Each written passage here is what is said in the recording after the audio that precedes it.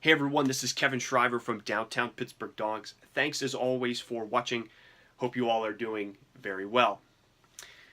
The most common question, or one of the most common questions that I get asked is, should my dog do daycare or should I have you guys come and walk my dog? A lot of people who don't come to me won't ask this question. A lot of people that have taken their dog to daycare and then started using Downtown Pittsburgh Dogs have wanted to reaffirm some of the benefits of making this decision. It's not an easy decision. It's not a simple decision. It takes a little bit of experience, but I want to give you some feedback that I've seen from clients as to what is best and give you my opinion. Basically, I suggest that you should try both, or be able to do both. There are benefits to both, taking a dog to a daycare and dropping them off, and then as well as having a dog walker come in and work with your dog. There are benefits to both. Both of the experiences will affect your dog and will affect you separately, and it really depends on a couple factors. The first thing I would suggest you think about and analyze is, what is the personality of your dog? Is your dog very outgoing? Does it love other dogs? Is it extremely friendly and has that personality where it's very friendly with other dogs and doesn't really cause any challenges or any kind of dominant things, any dominant fights to happen? You will probably know your personality of your dog very quickly.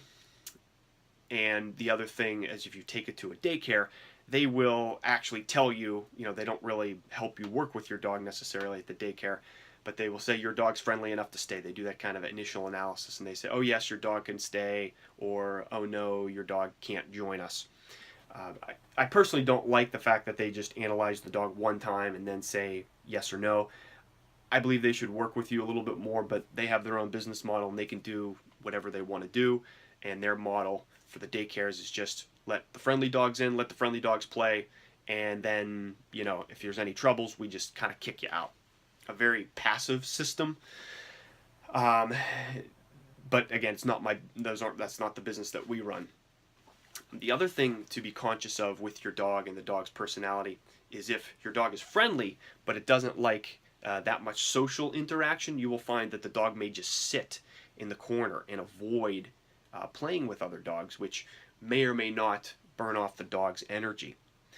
A lot of people have found that their dog either gets a ton of exercise and a ton of energy when they're at the daycare.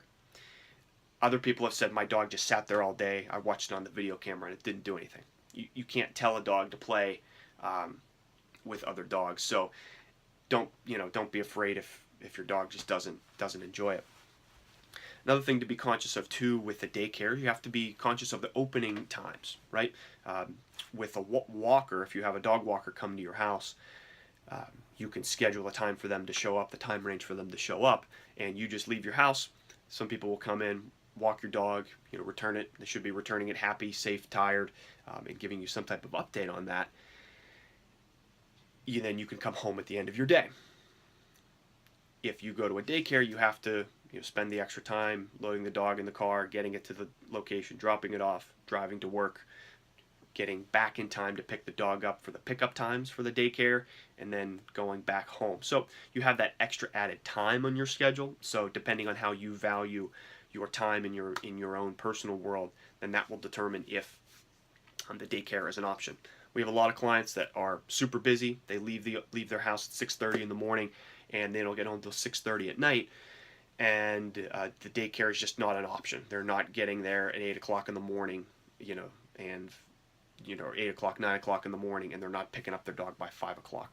Obviously depends on the location of where you would choose to go with that.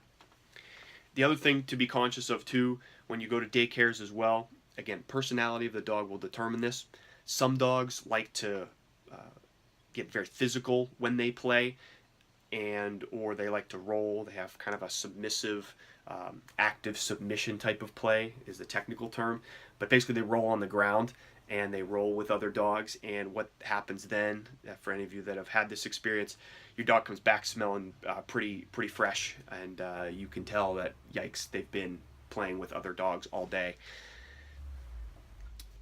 Some dogs don't do that and they're standing on their 4 feet the entire time and kind of like playing around, and if they don't get dirty, so that's kind of nice. But if you have a dog that likes to roll around, be conscious of the smells and the stuff that's going to come back with your dog from the daycare.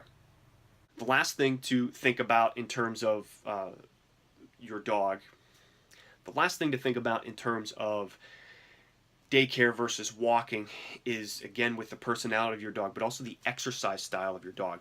If that freestyle daycare is enough to burn off your dog's energy, that's valuable. I mean, that could work, right? You don't have to do much. The dog is kind of going to exercise itself. What I've seen is most dogs that are a little bit highly intelligent and they have kind of their own wits about them, and or they like humans, they won't exercise enough or in a way that stimulates their brain enough at the daycare. It's the difference between, as opposed to having a structured walk. A lot of dogs need to have a challenging, structured, focused walk where they have to pay attention. They have to stay by, the person's side, the handler's side the whole time. That can be more challenging. A half hour to an hour walk where the dog is paying attention and having to, kind of get it moving a little bit, but pay attention to a handler. That is typically more exhausting for a dog than just kind of the freestyle play. It's the difference between letting a kid go to Chuck E. Cheese and just play in the ball pit as opposed to having to take piano lessons. Both will burn off energy, but at the end we get a different energy, right? The Chuck E. Cheese ball pit type of playing is just kind of freestyle, going to burn up some energy, and it's really not going to, the kid usually leaves crying and they're halfway tired and they just really haven't thought about it.